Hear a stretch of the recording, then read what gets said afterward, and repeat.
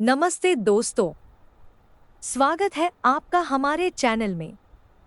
आज हम एक ऐसे विषय पर चर्चा करेंगे जो न केवल कानून के विद्यार्थियों के लिए बल्कि समाज के हर जागरूक नागरिक के लिए समझना जरूरी है। हम बात कर रहे हैं the juvenile justice care and protection of children act 2015 की।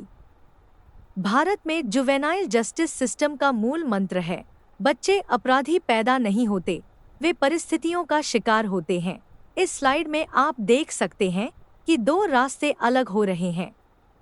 एक तरफ दिया है जिसे देखभाल और सुरक्षा की जरूरत है, और दूसरी तरफ आरव है जिसने कानून का उल्लंघन किया है। कानून इन दोनों स्थितियों के बीच एक संतुलन बनाता है।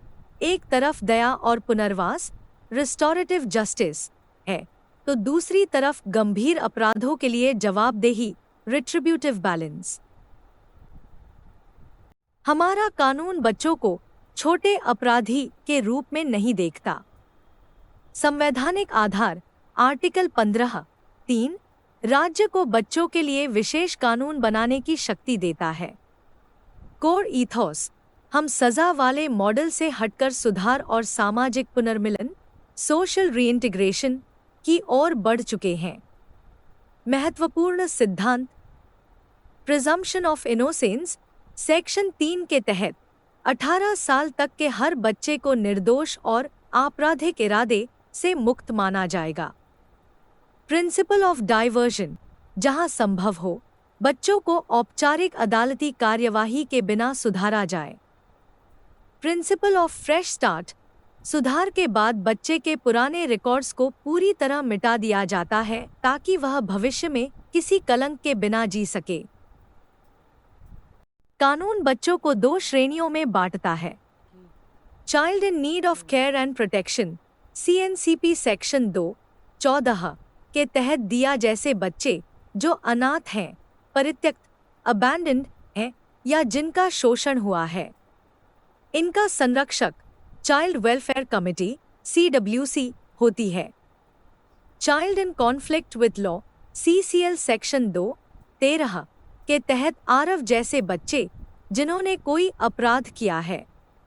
इनका मामला जुवेनाइल जस्टिस बोर्ड JJB देखता है। दिया के लिए न्याय का मतलब है उसे एक सुरक्षित भविष्य देना। प्रोडक्शन, उसे CWC के सामने पेश किया जाता है। इंक्वायरी फेज, एक सोशल वर्कर या NGO द्वारा जांच की जाती है और दिया को चिल्ड्रंस होम में रखा जाता है। लीगल क्लियरेंस, यदि परिवार न मिले तो 2 से 4 महीने में उसे लीगली फ्री फॉर अडॉप्शन घोषित किया जाता है। रिहैबिलिटेशन, इसके बाद उसे एडॉप्शन, फॉस्टर केयर, किसी परिवार के साथ रहना या स्पॉन्सरशिप के जरिए पुनर्वासित किया जाता है। आरव का रास्ता थोड़ा कठिन है, लेकिन यहाँ भी सुरक्षा कवच है। एप्रिहेंशन नॉट अरेस्ट, बच्चों को कभी गिरफ्तार नहीं किया जाता और उन्हें वयस्क पुलिस सेल में कभी नहीं रखा जाता। उन्हें स्पेशल जुवेनाइल पुलिस यूनिट की देखरेख में रखा जाता है।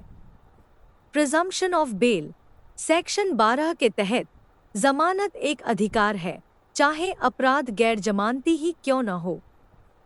जमानत सिर्फ तब रोकी जा सकती है जब बच्चे को अपराधियों से खतरा हो या न्याय में बाधा आने की संभावना हो। द इंक्वायरी JJB काउंसलिंग और सुधार के आदेश देता है। कानून अपराधों को 3 रंगों में बांटता है। पेटी ऑफेंसेस, दिलवर्ष छोटे अपराध जिनका निपटारा JJB द्वारा किया जाता है। सीरियस ऑफेंसेस, 3 से 7 वर्ष गंभीर अपराध। 2021 के संशोधन के बाद जिन अपराधों में अधिकतम सजा 7 साल से अधिक है लेकिन न्यूनतम तय नहीं है, उन्हें भी सीरियस माना जाता है। हेनस ऑफेंसेस, 7+ वर्ष जघन्य अपराध। यहाँ सेक्शन 15 फीट के तहत कठोर मूल्यांकन होता है। 2012 के दिल्ली कांड ने इस कानून की नींव बदल दी। एक आरोपी 18 साल से कुछ ही महीने छोटा था, जिसे 2000 के पुराने एक्ट के तहत अधिकतम 3 साल की ही सजा मिल सकती थी। जनता के दबाव के बाद 2015 का एक्ट आया, जिसने जुडिशियल वेवर सिस्टम की शुरुआत की, ताकि 16 से 18 साल के किशोरों को कुछ मामलों में वयस्कों की तरह परखा जा सके। अगर 16 से 18 साल के आरोप पर जघन्य अपराध का आरोप है, तो जेजेबी 3 महीने के भीतर यह जांच करेगा क्या उसमें अपराध करने की मानसिक और शारीरिक क्षमता थी, क्या वह अपने कृत्य के परिणामों को समझ सकता था, अपराध किन परिस्थितियों में हुआ। अगर वह बच्चे के दिमाग जैसा पाया गया तो वह जेजेबी के पास रहेगा, लेकिन अगर वयस्क जैसी समझ पाई गई तो मामला चिल्ड्रंस कोर्ट को भेजा जाएगा। अगर जेजेबी कहता है कि उसे एडल्ट की तरह ट्रायल चाहिए, तो मामला चिल्ड्रंस कोर्ट में जाता है।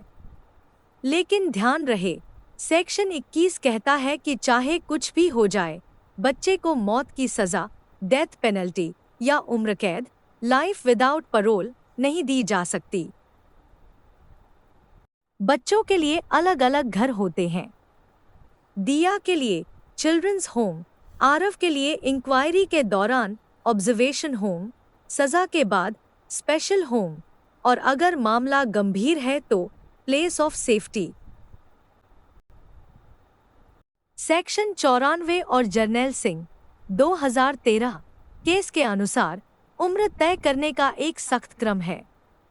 मैट्रिकुलेशन सर्टिफिकेट सबसे विश्वसनीय साक्ष्य, नगर निगम का birth certificate, medical ossification test यह अंतिम विकल्प है, और यदि उम्र में थोड़ा भी संदेह हो तो बेनिफिट ऑफ डाउट बच्चे को दिया जाएगा।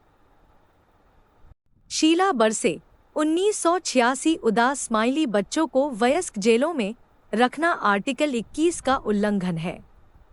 शबनम हाशमी 2005 उदास स्माइली एडॉप्शन एक सेक्युलर अधिकार है जो धार्मिक कानूनों से ऊपर है। प्रताप सिंह 2005 उदास स्माइली उम्र का निर्धारण अपराध की तारीख से होगा, ट्रायल की तारीख से नहीं। जितेंद्र सिंह जुवेनाइलिटी बालिग न होना का दावा केस के किसी भी चरण में किया जा सकता है। प्रताप सिंह केस में तय हुआ कि उम्र उस दिन की देखी जाएगी जिस दिन जुर्म हुआ था, और जितेंद्र सिंह केस के अनुसार आप उम्र का दावा केस के किसी भी पड़ाव पर कर सकते हैं। सिस्टम में देरी कम करने के लिए एडॉप्शन ऑर्डर देने की शक्ति अब सिविल कोर्ट से हटाकर डिस्ट्रिक्ट मैजिस्ट्रेट डीएम को दी गई है।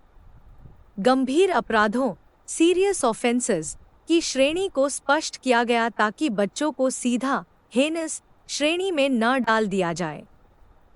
डीएम को अब संस्थाओं सीडब्ल्यूसी, जेजेबी की निगरानी करने की शक्ति दी गई है। दोस्तों, जुवेनाइल जस्टिस एक्ट बदला लेने के लिए नहीं, बल्कि सुधार के लिए है। इसका लक्ष्य है कि बच्चा अपराधी के रूप में नहीं, बल्कि एक जागरूक और सुधरे हुए नागरिक के रूप में समाज में वापस आए। आशा है कि आपको यह विस्तृत लेक्चर पसंद आया होगा।